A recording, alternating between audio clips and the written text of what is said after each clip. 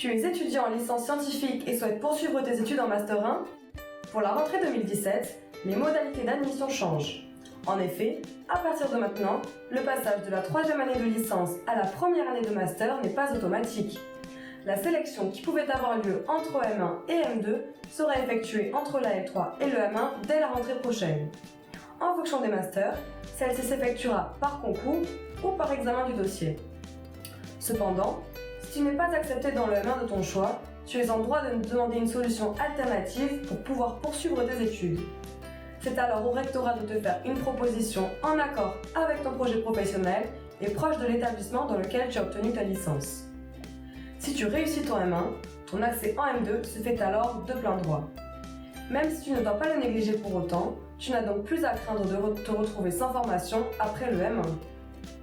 Prenons un exemple. Si un étudiant ayant obtenu une licence de biologie à Perpignan se voit refuser son entrée dans le master biodiversité, écologie, évolution qu'il a choisi à Perpignan, le recteur se doit de lui faire une proposition.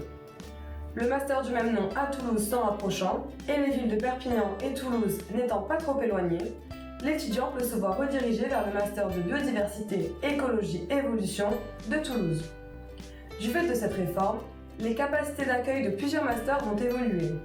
Il faut donc que tu sois bien conscient de l'importance du travail effectué tout au long de ta licence et que tu réfléchisses consciencieusement à ton orientation.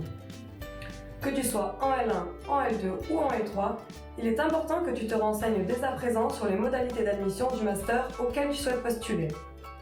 Voilà, tu as maintenant les clés en main pour élaborer ton projet d'orientation. Si tu as des questions, n'hésite pas à te tourner vers ton université.